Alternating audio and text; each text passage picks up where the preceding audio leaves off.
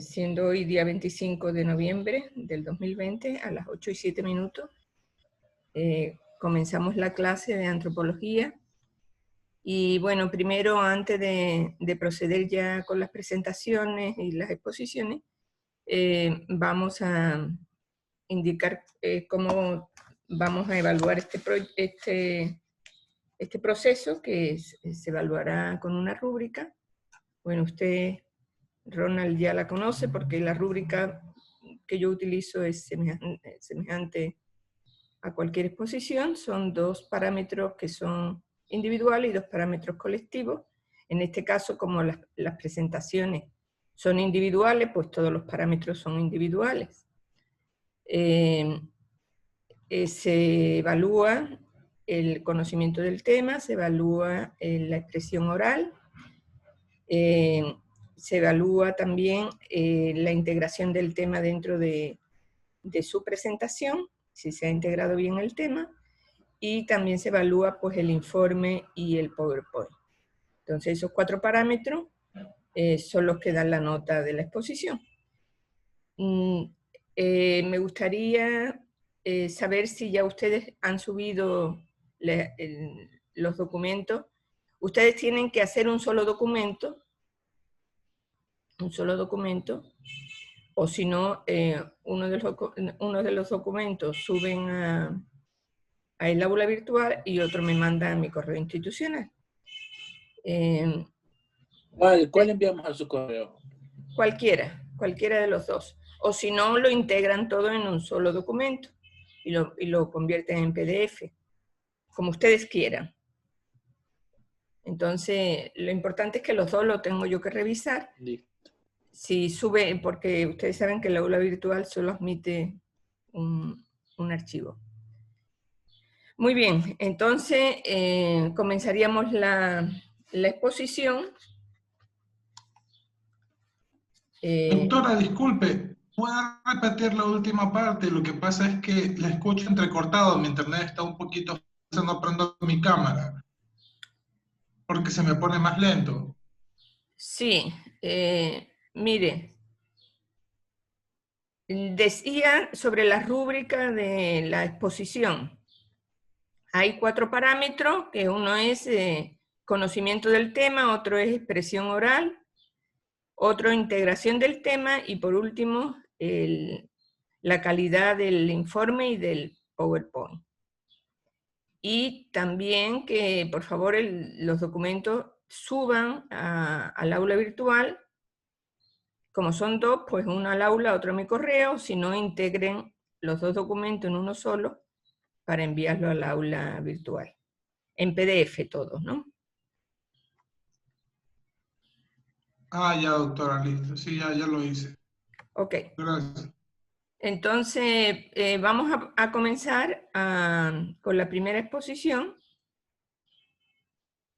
Sería, si es posible, bueno, nosotros vamos a cerrar las cámaras y solo la persona que expone mantiene la cámara abierta. Por favor, comparta pantalla y usted sería el primero Marco Antonio, el primero en exponer. Doctora, pero lo que pasa es que como tengo problemas con el internet, por eso perdón, por eso tengo la cámara apagada. Bueno, entonces Porque donde la prendo se me entrecorta más. proceda a la exposición, tiene que compartir pantalla.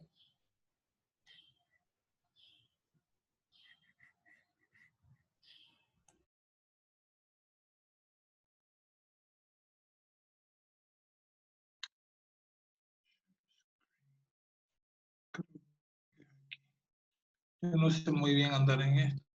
Disculpen, pero...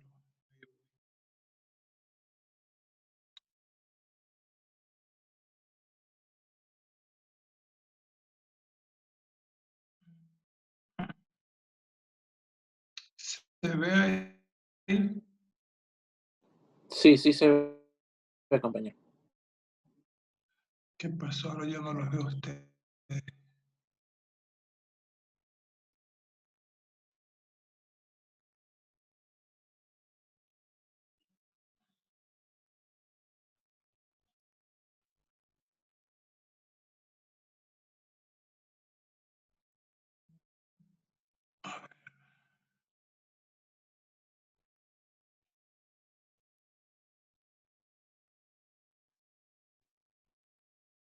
Esto se me escondió, no sé dónde.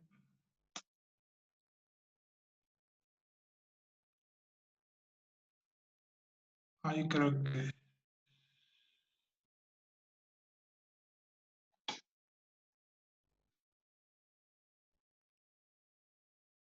¿Se ve cuando paso las diapositivas? Sí se ve, compañero, sí se ve. Ah, ok. Disculpe, es que yo no sé andar mucho en esto. Bueno. Buenos días, doctora, compañero, buen día. Yo voy a hablar acerca de los pueblos indígenas de la Amazonía. Hay que tener en cuenta o cabe recalcar que nuestro país es un país multilingüe, pluricultural, multiétnico, en el cual existen 14 nacionalidades y 27 pueblos indígenas. Y antes de empezar a hablar del tema en sí de los pueblos indígenas, es importante también tener en cuenta estos dos conceptos que estamos viendo ahora, la nacionalidad indígena y qué es un pueblo indígena. Bueno, en cuanto a los pueblos indígenas, en nuestro país existen 14 nacionalidades y 18 pueblos indígenas, como ya había dicho anteriormente, los cuales son descendientes de grupos originarios que poblaron el Ecuador desde hace miles de años y su presencia histórica determina el carácter pluricultural y multiétnico del país. Y una nacionalidad indígena es un conjunto de pueblos milenarios, anteriores y constitutivos del Estado ecuatoriano que se autodefinen como tales, los cuales tienen una identidad histórica, un idioma propio, culturas comunes, que viven en un territorio mediante sus instituciones y formas tradicionales de organización social, económica, jurídica, política y el ejercicio de la autoridad. Y bueno, las nacionalidades indígenas o pueblos indígenas de la Amazonía son los siguientes. Vamos a empezar primero con los cofanes, los cuales están ubicados en la provincia de Sucumbíos, en los cantones del Lago Agrio, Cuyabeno, Sucumbíos, en la parte superior del río Aguarico, el río Sinaé, y en la frontera con Colombia. La población, según el último censo, es de 800 habitantes en el país, pero en Colombia existe otro grupo, de alrededor de unos 200 o 300, y un aproximado en total entre ambos países son entre 1200 a 1300 más o menos. En cuanto a la historia de estos cofanes, dice que en el año 1602 el sacerdote Rafael Ferrer ingresó al territorio cofán y bautiza a los colonos y también organiza la primera población, la cual se llamó San Pedro de los Cofanes. En 1611 estos se levantan armas y matan al sacerdote. En el año de 1635 la iglesia se encarga de la evangelización le encarga la evangelización a los padres franciscanos, pero estos no la logran. En 1945 ingresan al territorio cofán el Instituto Lingüístico de Verano, y en la década de los años 60 empieza el proceso de evangelización. En el año de 1968 llega a Texaco al Lago Agrio, y en 1972 empieza ya la explotación petrolera en sí, y también lo cual ayudó o fue un punto clave por el cual esta población se disminuyó. Aparte de eso, también la apertura de las carreteras en la zona contribuyó también a la disminución de este pueblo por la deforestación de las tierras, la contaminación de las aguas, y esta amenaza sigue presente hasta el día de hoy. El idioma de estos es el Aingae.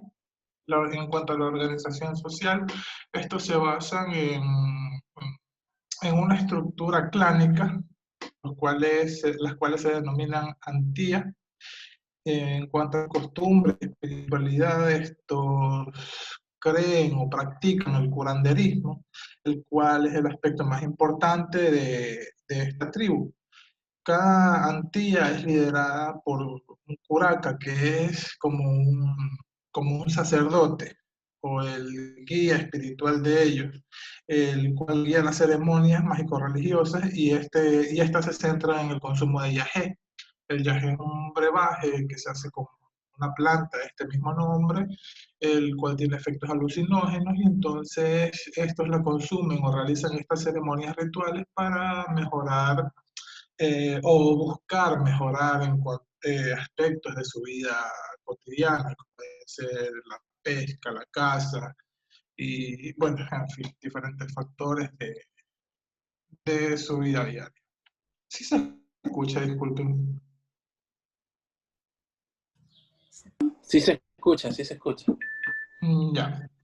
La vivienda de estos es de estilizo y más o menos como el estilo de los quichuas amazónicos. Su vestimenta clásica es la kushma, que es un vestido, es como un camisón largo que llega hasta las rodillas, ellos les lo llaman kushma. En cuanto a su gastronomía, es altamente proteica debido a la caza de pájaros, mamíferos, anfibios, y también tiene una amplia variedad de frutas tropicales, raíces y maíz. En cuanto a las raíces, en especial la yuca, sabemos, ¿no es cierto?, que es de esa región. Las fiestas más importantes de estos es el Tzetzepa, en el cual se sirve chicha de yuca o maíz en recipientes de calabaza, lo sirven las mujeres, y esta puede durar hasta 3 días. En estas fiestas, estos cofanes agradecen a la Pachamama por los frutos de la tierra, y es similar a las fiestas del Chonta de otras tribus que, bueno, más adelante voy a decir. La economía de esto se enfoca en la dinámica de la autosubsistencia, pero está más dirigida a la caza, a la pesca y a la recolección de frutos. Ya, eso en cuanto a los cofanes. Ahora vamos con el siguiente pueblo, los Iona. Estos están ubicados en la provincia de Sucumbíos, en los cantones de Xuxufindi y Putumayo, en Colombia, en las riberas del río Xuxufindi, Aguarico y Cuyabeno. La población actual, según el último censo de CODEMPE, es de 360 habitantes. En cuanto a su historia, estos compartían las mismas tradiciones de los Siona, los Mucaguay, los Coreguay de Colombia y los Agotero y Secoya del Perú. Esta población fue diezmada por enfermedades introducidas por exploradores y conquistadores, pero también contribuyó de forma importante la explotación del caucho. Cuando estos trabajadores del caucho introdujeron enfermedades, las cuales no eran de este ecosistema, y aparte de eso también este pueblo fue usado como esclavo para la extracción de caucho. En 1955, el Instituto Lingüístico de Verano empezó la evangelización de la zona, y la misma provocó cambios grandes socioantropomórficos, los cuales más adelante voy a citar, pero no fue la única tribu la que se vio, como digo, modificada sus costumbres por medio de este instituto. Sí, no fue la única tribu en la cual esta institución cambió sus costumbres, su esencia, por decirlo así. ¿Ya? La lengua es el Siona.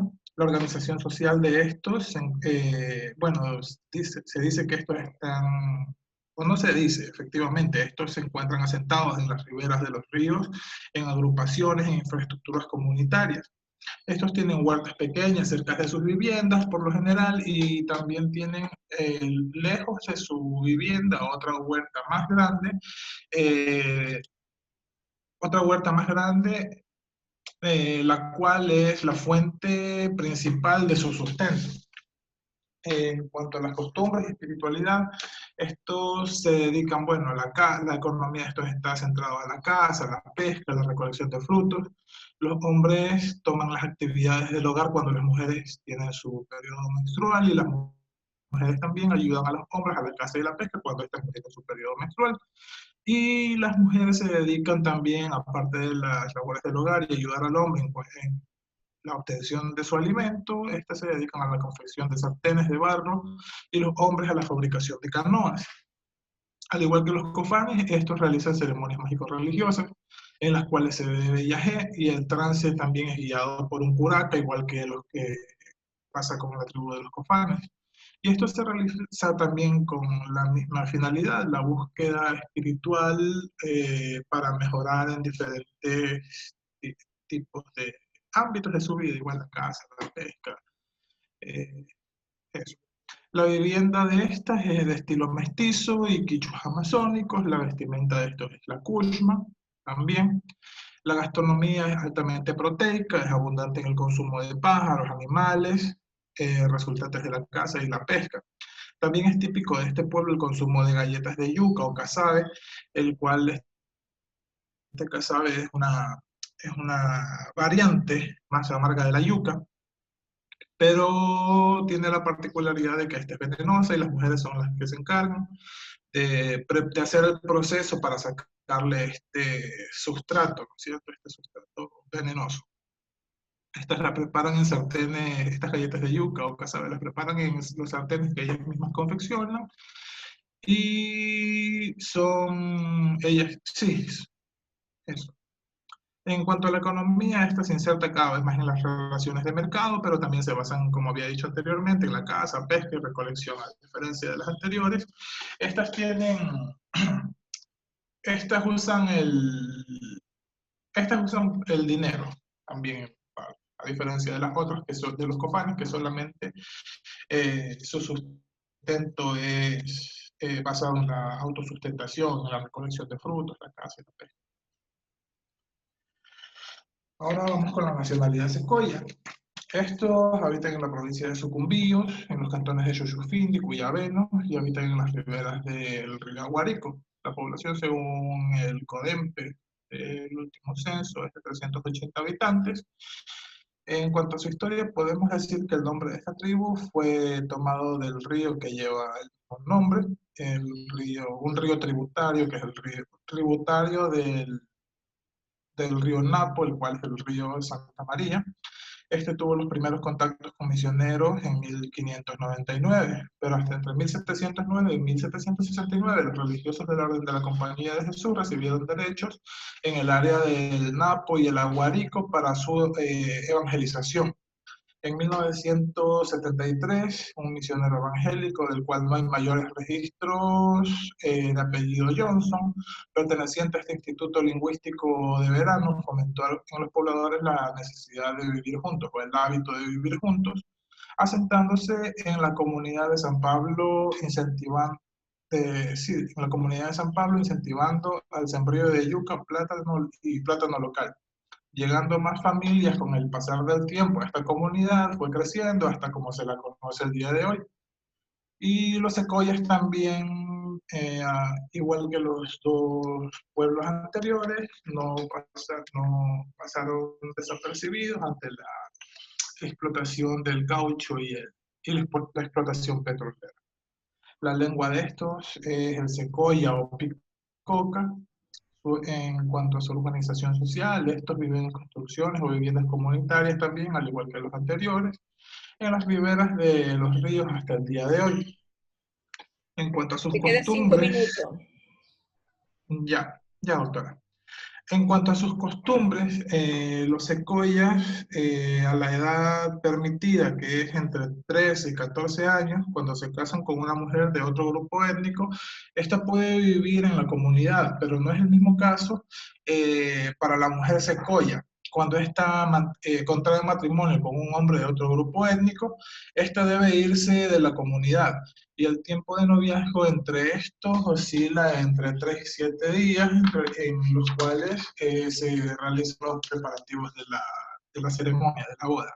La gastronomía es altamente proteica, también es abundante en el consumo de pájaros, anfibios, mamíferos, ya que estos también se dedican a la caza, y al consumo de frutas tropicales regionales y recolección de semillas. En cuanto a economía, han desarrollado varias actividades ligadas a la dinámica del mercado, al igual que los anteriores. Vamos ahora con los guaraníes. Estos se encuentran ubicados en el territorio, en las provincias de Orellana, Pastaza, Napo, entre el río Napo al norte y al sur en el río Curacay y a lo largo del río Ayasoní, Chiripungo y Cononaco. La población actual, según el último censo, es de 2.200 habitantes. En cuanto a su historia, son hábiles cazadores, estos se caracterizan por su hostilidad. Y hasta hace poco, hasta hace 2 generaciones, estos vivían completamente desnudos en la selva, usando eh, herramientas muy rústicas como hachas de piedra. Y a finales de la década de 1950, autores como George Wallace los distinguen 4 grupos, los cuales son los Gequetari, los Bio-Wanari, los Pillemori y los Huesperi. Estos se mantenían en guerra constantemente o en guerra perenne entre ellos y con los foráneos, con los que no pertenecían a ninguna de estas otras tribus. Estos eran muy herméticos. Las guerras que habían entre ellos no eran por mantener un control sobre las demás, no era por territorio, sino por mera finalidad de apareamiento reproductivo.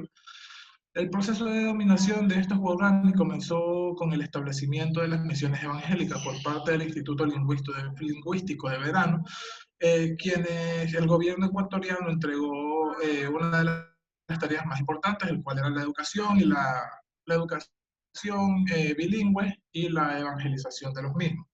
Este instituto estuvo vinculado íntimamente con las empresas petroleras con el fin de pacificarlos, instaurar en este pueblo la sedentización, ya que estos eran nómadas en el principio. Y antes de esta época evangelizadora, los guaraní fueron víctimas también del auge gauchero entre los años de 1880 y 1920, siendo estos cazados y vendidos como esclavos en Manaos y en Iquitos. Los primeros contactos de este pueblo con los misioneros del Instituto Lingüístico de Verano fue en el año de 1959, pero los 5 primeros misioneros que llegaron a esta región perecieron a causa de la hostilidad de este pueblo por sus lanzas, porque no aceptaban foráneos en sus dominios. Ya. Y eso en cuanto a los guaraní. Bueno, y como el tema es un poco extenso, de los pueblos indígenas del oriente, en realidad faltan más. Claro, faltan quizás los que son más abundantes, que son los Shuar y los Ashuar. Claro, Son aquí están los pueblos más abundantes del oriente. Bueno. Los Shapar, aquí Sobre están todo los los Shuar. Iguar. Ajá, sí, pero...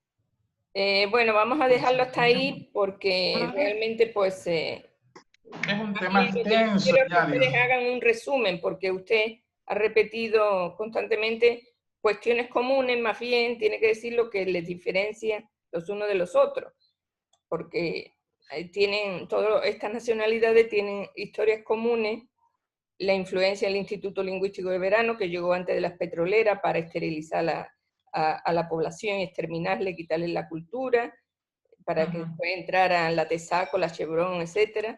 Entonces, eso es común en todos los pueblos del Oriente, y lo que usted ha dicho, ¿no? Entonces, bueno, hay algunos más, pero por cuestión de tiempo vamos a pasar al otro compañero, que es el compañero, muchas gracias, Marco Antonio.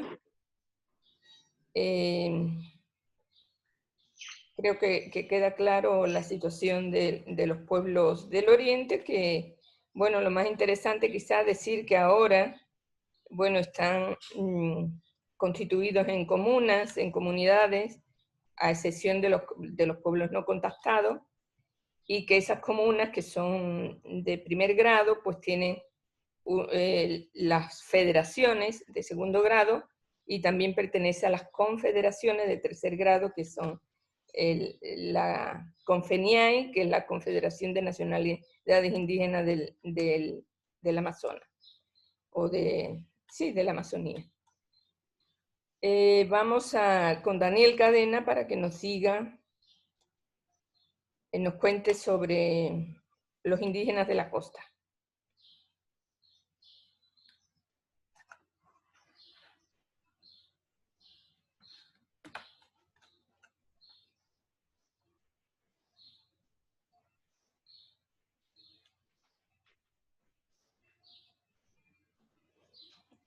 Haga el favor, si puede salir usted de compartir ya la pantalla para pantalla. que pueda compartir el compañero. Ya. Denme un minutito.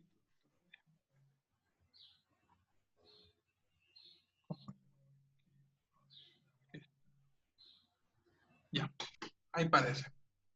Sí.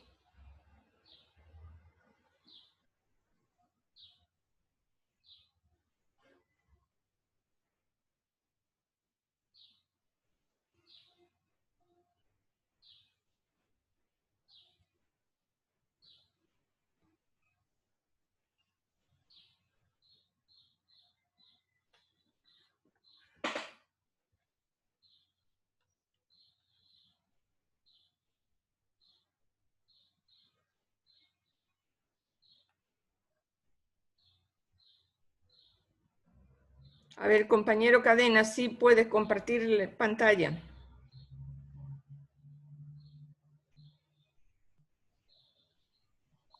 Yo. Sí, usted le tocaba hoy día exponer, pues. Yo soy indígena de la costa. Sí. Pero, sí, yo me acuerdo, pero usted había dicho que yo era para la siguiente semana. A ver, en su tarea está... el tema 1 era indígena de la sierra, el tema 2 era indígena de la costa, el tema 3 indígena del oriente, que ya expuso, no le tocaba, pero expuso el compañero, y el tema 4 afrodescendiente Montubi y Cholo. Pero bueno, si usted no está preparado, por favor, compañero Ronald, que comparta para aprovechar la clase, pues.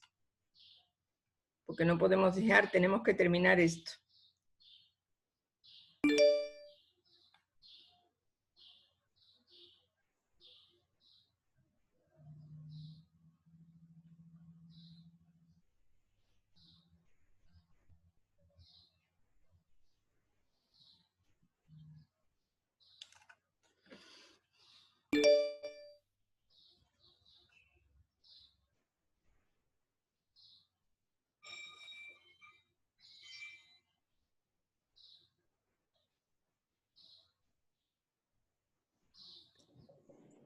¿Me pueden observar ahí? Sí, por favor, abra también su cámara. ¿Pueden ver la diapositiva? Sí, sí se ve. Sí, compañero, sí se ve. Ya. Entonces, continuando con la exposición. Y abra pues su ahora... cámara, por favor. Ya. Ok. Ya. Continuando con la exposición, ahora hablaremos del pueblo afrodescendiente ecuatoriano. Bien, los afroecuatorianos pues son un grupo étnico del Ecuador y suroccidente de Colombia, cuyos antepasados fueron traídos como esclavos por los españoles durante la época de la conquista. Según el censo del 2010, los negros, mulatos y afroecuatorianos representaban el 7.2% de la población nacional. ¿Cómo fue su llegada al Ecuador? El pueblo afroecuatoriano Esmeralda, de acuerdo a Miguel Cabello Balboa, el primer grupo de afrodescendientes llegó al Ecuador en octubre de 1553 por vía marítima, en un barco que partió desde Panamá con destino a la ciudad de Los Reyes, Perú, y pertenecía al español Alonso de Illescas. Entre las mercancías venían 17 negros y 6 negras. Después de 30 días de navegación, el barco dobló el cabo de San Francisco y se detuvo en la ensenada El Portete, que está frente a las costas de Esmeraldas. Hubo 2 asentamientos, en Esmeraldas y en el Valle del Chota. Según la Enciclopedia del Saber Afroecuatoriano del 2009, en 1575 llegan los primeros negros al Valle del Chota.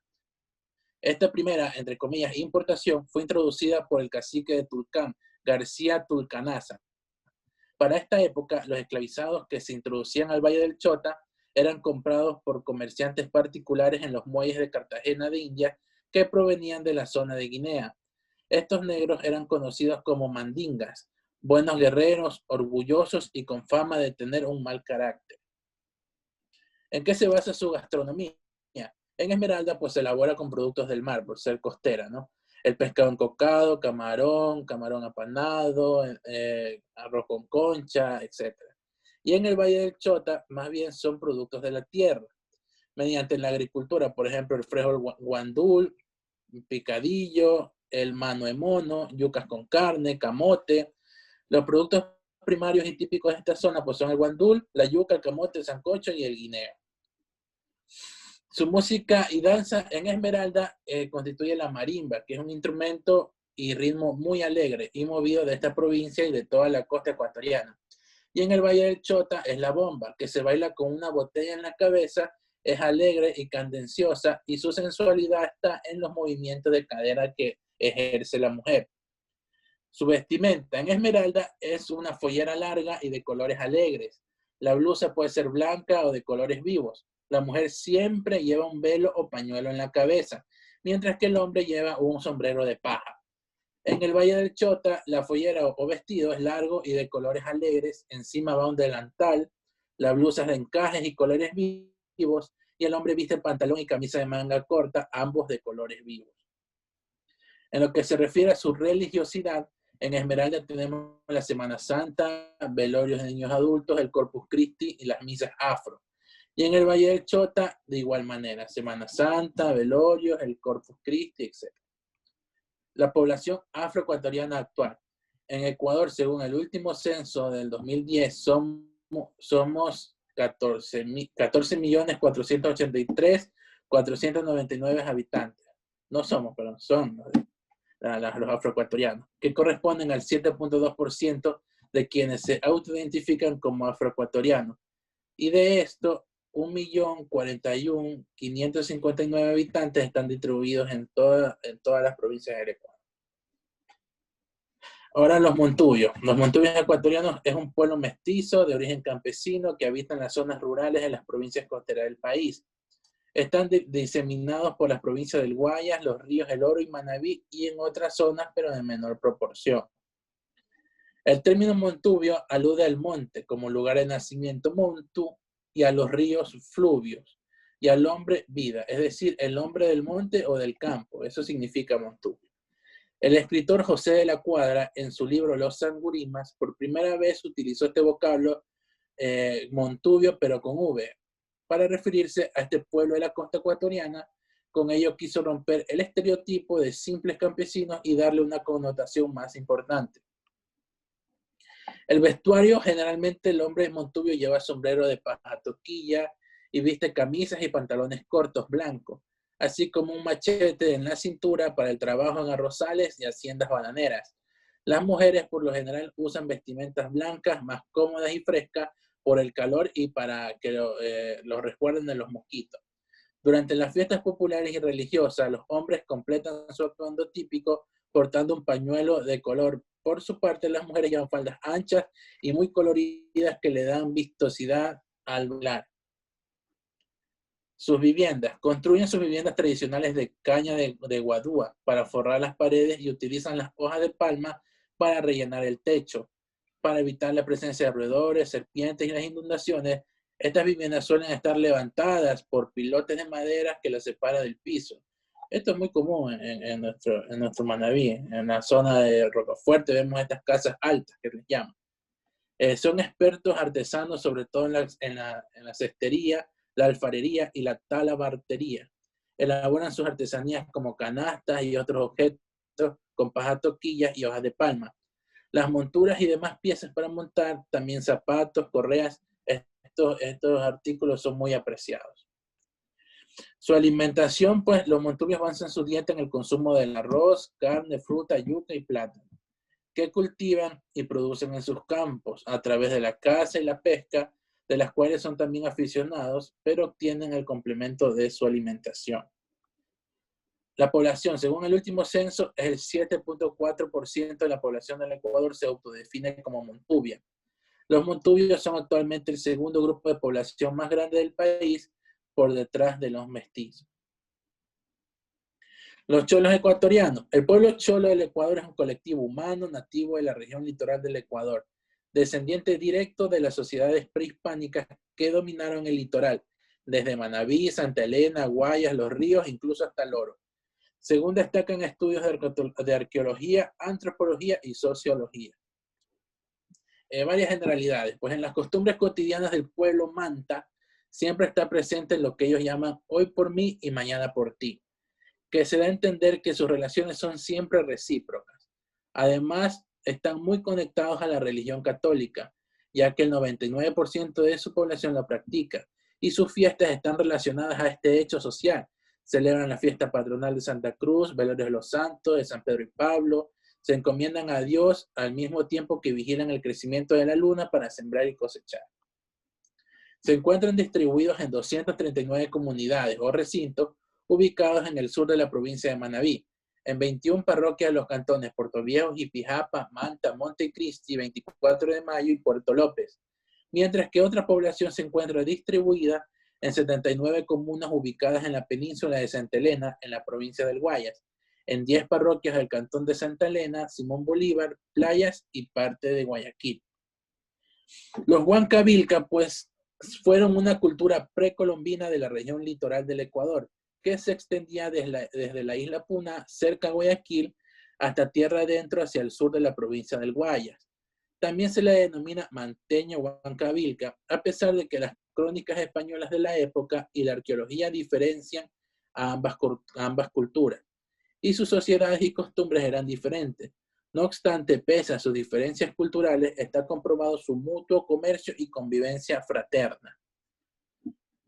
Los Huancavilcas asimilaron costumbres anteriores, expresadas en la forma de sobrevivencia, en la tecnología y, por cierto, en las tradiciones rituales y ceremoniales como las culturas Valdivia, Chorrera, Huangala, Bahía de Caracas y otras. Pues los Huancavilcas son sus descendientes directos. Los españoles los describieron como una tribu con apariencia impactante por su costumbre de deformarse el cráneo y trasquilarse dejándose una corona a manera de fraile. Los manteños fueron grandes navegantes que surcaron el océano desde Centroamérica, Perú y Chile. Sus principales mercancías de exportación y comercio eran la concha del espóndilus, tejidos de algodón, objetos de oro, plata, cobre y espejos. Tuvieron una subsistencia basada en la agricultura, adaptada a las condiciones climáticas de la zona, que se caracteriza más bien por ser seca, salvo en las partes altas donde el nivel de humedad es mayor. Tenían como rituales en los entierros en vasijas grandes llamadas funerarias en posición prenatal, por la semejanza que tiene con el feto materno. A veces estaban cubiertas con otras ollas, las cuales eran rotas al fondo, lo que llamaban tumbas de chimenea. También tenían como ritual religioso extraerse los dientes incisos a temprana edad como un sacrificio al dios Sol.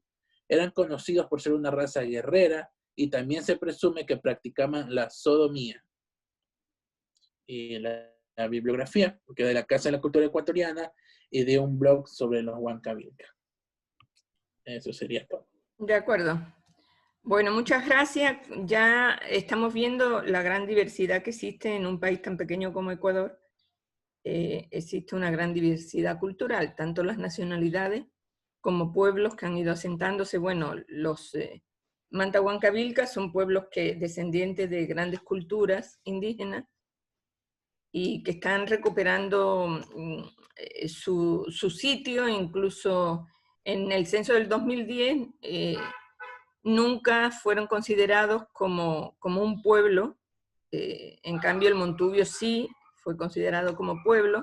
Cuando se hacía la pregunta de cómo se considera usted, pues no había esa opción de cholo. En cambio, hay un movimiento que está trabajando para esa consideración, porque tienen unas características de identidad propia. Todos estos pueblos y nacionalidades tienen esa identidad que les hace distintos y diversos en sus costumbres e incluso en su historia, ¿no? Bueno, muy bien. Entonces, hemos terminado por hoy las 2 exposiciones. Por favor, el próximo día terminamos las 2 siguientes. Avise a su compañero Velázquez que tiene que estar. Si no, si él no está, pues no tiene nota. Y usted, Daniel Cadena, pues usted expondrá el próximo día. ¿Okay? Listo, doctora, yo comienzo. Muy bien, de acuerdo. Entonces, nos veríamos el próximo día. Estamos bien avanzando con el programa que nos hemos propuesto, entonces no tenemos ningún problema. Doctora, Sí. entonces el trabajo, unimos las diapositivas con el informe y los mandamos 2 veces, o sea, uno al aula virtual y uno a su correo. No, ya institucional. si unen los dos, solo lo mandan al aula virtual. Si no lo unen, una parte la mandan al aula virtual y otra parte me mandan a mi correo. Correcto. ¿De acuerdo? Bueno, por favor, manden pronto para yo poderles colocar la nota, ¿no? Muy bien, Claro, muchas gracias y nos veríamos el próximo miércoles. A usted, doctora, gracias por su tiempo. Ok.